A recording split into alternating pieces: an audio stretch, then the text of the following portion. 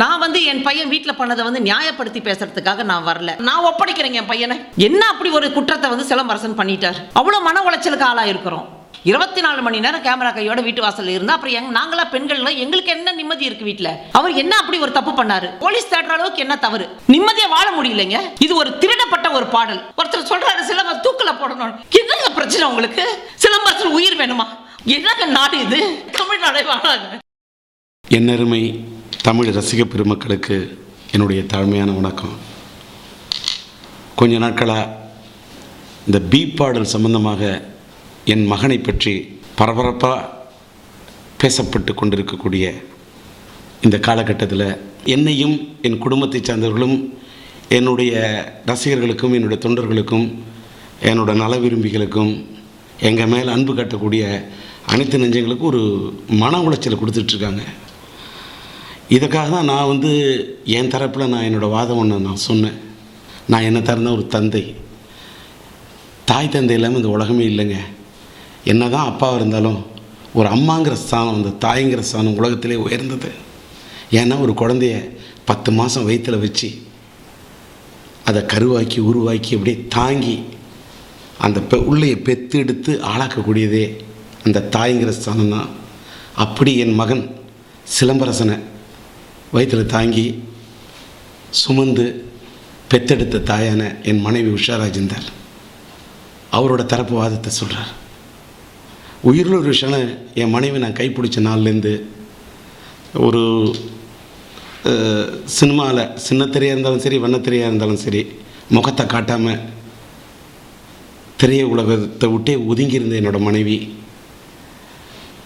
இன்றைக்கி மனசு பொறுக்காமல் முகத்தையே காட்டாமல் இருந்தவங்க இன்றைக்கி மனசு பொறுக்காமல் தம் பெத்த பிள்ளை சிலம்பரசனை நோக்கி இப்படிலாம் சொல்கிறாங்களே அப்படிங்கிறதுக்கு அவங்களுடைய தரப்பு வாதத்தை சொல்கிறாங்க.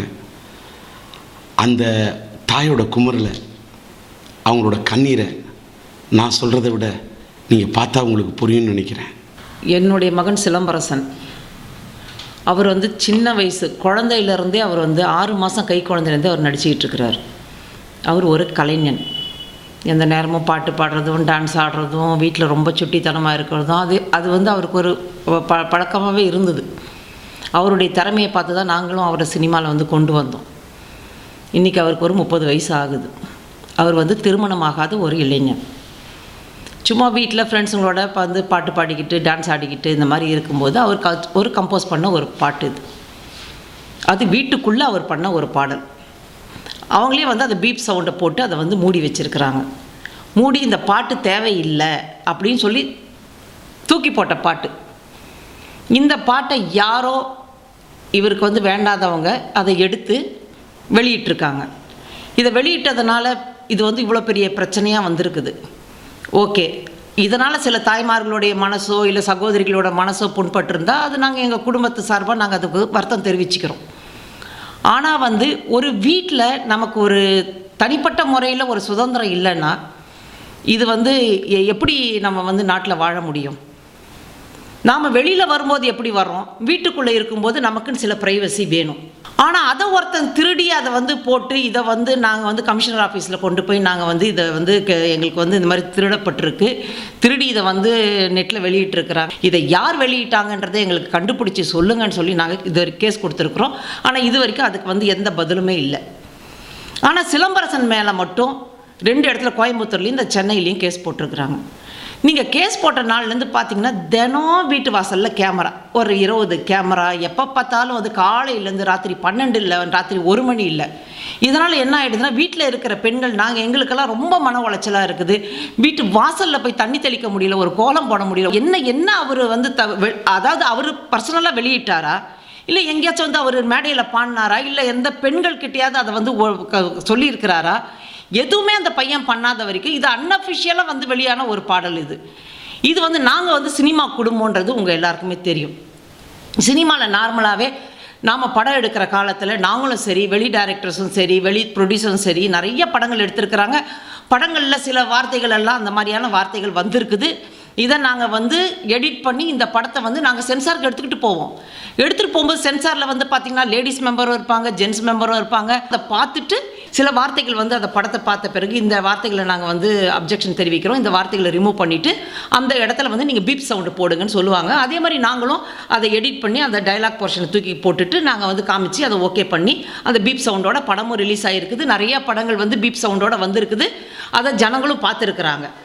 ஸோ அதனால் அந்த பீப் சவுண்டு வரத்துக்கு முன்னாடியே வந்து அந்த படத்தை எடுத்த உடனே அதை சென்சாருக்கே போகாதப்ப நீங்கள் அதை வந்து நெட்டில் போட்டுட்டு அந்த டைரக்டர் மேலே வந்து நடவடிக்கை எடுக்கணும், அந்த நடிகர் மேலே நடவடிக்கை எடுக்கணுன்றது வந்து இதெல்லாம் வந்து ஒரு நியாயமாகவே தெரியல. சென்சாரில் கூட நீங்கள் இந்த மாதிரி படம் எடுக்கவே கூடாதுன்னு சொல்லவே இல்லை. எடுத்தால் கூட நீங்கள் அதை எங்ககிட்ட கொண்டு வாங்க, நாங்கள் சென்சார் பண்ணி உங்களுக்கு கட் பண்ணி கொடுக்குறோன்னு தான் சொல்லியிருக்காங்க. அவர் சின்ன வயசுலேருந்தே நடிச்சிக்கிட்டு இருக்கிறாரு.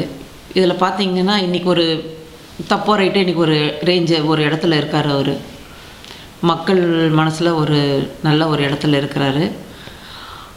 அவருடைய படம் ரிலீஸ் ஆகக்கூடாது, அவர் நல்லா இன்னும் மேலே மேலே வந்துடக்கூடாது அப்படின்னு சில கலைத்துறையை சேர்ந்தவங்க, அதே துறையில் இருக்கிறவங்க, இது சினிமாவில் போட்டி பொறாமெல்லாம் இருக்க தான் செய்யும். இதெல்லாம் தாண்டி தான் வந்தாகணும், நாங்களும் அப்படி தான் வந்திருக்கிறோம், அதெல்லாம் ஓகே. ஆனால் தொடர்ந்து இதை வந்து ஒரு வேலையாகவே செய்துக்கிட்டு இருக்கிறது வந்து எனக்கு அது என்னன்னு எனக்கு புரியல. அந்த பையன் ஒரு படம் நடித்தாலும் அந்த படத்தில் என்னெல்லாம் முட்டுக்கட்டை போட முடியும், எப்படி அந்த படத்தை வந்து ஒரு ப்ரொடியூசர் ரிலீஸ் பண்ணாமல் இருக்க முடியும், இந்த மாதிரி எல்லாமே பார்த்திங்கன்னா ஏதாவது ஒரு விதத்தில் அந்த பையனுக்கு நெருக்கடி கொடுத்து கொடுத்து கொடுத்து கொடுத்து நாங்கள் ரொம்ப கஷ்டப்பட்டு அந்த வாலு படத்தை ரிலீஸ் பண்ணி அந்த ப்ரொடியூசருக்கு கூட நாங்கள் இருந்து ஹெல்ப் பண்ணி அந்த படத்தை நாங்கள் அவ்வளோ கஷ்டப்பட்டு ரிலீஸ் பண்ணோன்னு சினிமா துறையை சேர்ந்த எல்லாருக்கும் தெரியும். இப்போ அடுத்து நாங்களே இது நம்ம ஆளுன்னு ஒரு படம் எடுத்துக்கிட்டு இருக்கோம், பாண்டியராஜன் டைரக்ஷனில். இந்த படத்துக்கு பார்த்தீங்கன்னா அதுக்கு அடுத்த பிரச்சனை மேலே பிரச்சனை, இந்த மாதிரி அடுத்தடுத்து சிலம்புக்கு எதை இந்த படத்தை ரிலீஸ் பண்ணக்கூடாதுன்றதுக்காக இதை எப்படியெல்லாம் இதை தடுத்து நிறுத்தணும்னு சினிமாவில் உலகத்துறையில் இருக்கிறவங்களே சுற்றி சுற்றி சுற்றி இந்த வேலையை பார்த்துக்கிட்டே இருந்தால் எப்படி தான் அந்த பையன் வந்து அவன் நடிக்கிறதுக்கு போவானா, இல்லை இந்த சூழ்ச்சி வலையை வந்து அறுக்கிறதுலே வந்து நம்மளுடைய வேலையை பார்த்துக்கிட்டு இருக்க முடியுமா? ஒரு போட்டி இருக்க வேண்டியது தான். அது ஆரோக்கியமான போட்டியாக இருந்தால் பரவாயில்ல. சிலம்பரசன் படம் ரிலீஸ் பண்ணுற அன்றைக்கி உங்களோட படத்தை ரிலீஸ் பண்ணி உங்களுடைய போட்டியை காட்டுங்க, அது ஓகே. நேருக்கு நேராக போதுங்க. எப்போ பார்த்தாலும் பின்னாடி இருந்து என்ன இது, என்ன ஒன்றுமே சத்தியமாக புரியல எனக்கு.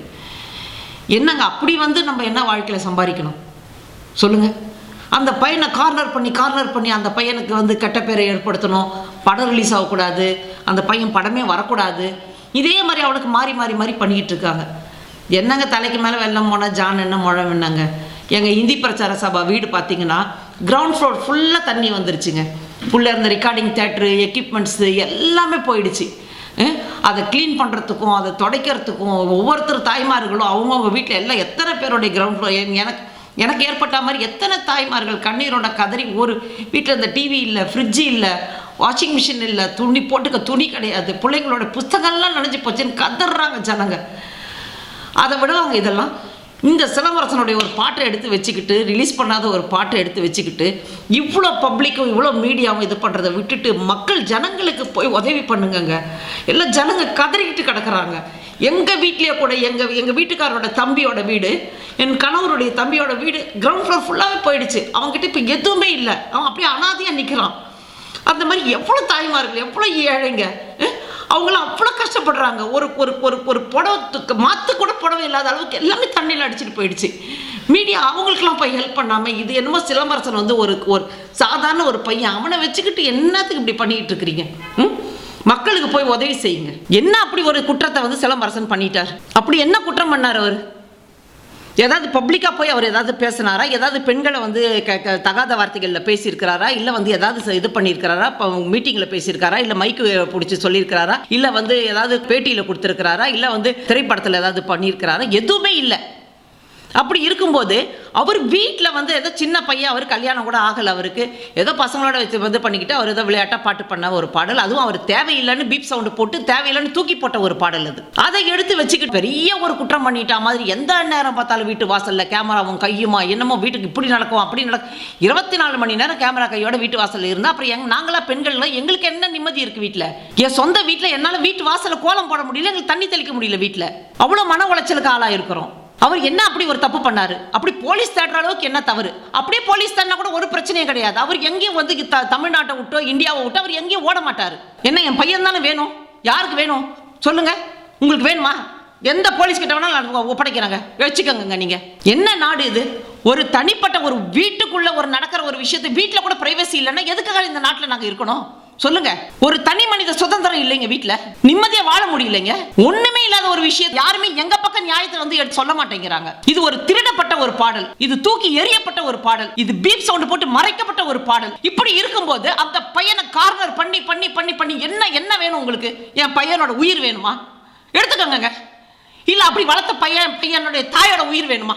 நான் கொடுக்குறேங்க என் உயிரை, என் பையனுக்கு நான் கொடுக்குறேன், எடுத்துக்கங்க. என்னங்க பிரச்சனை உங்களுக்கு?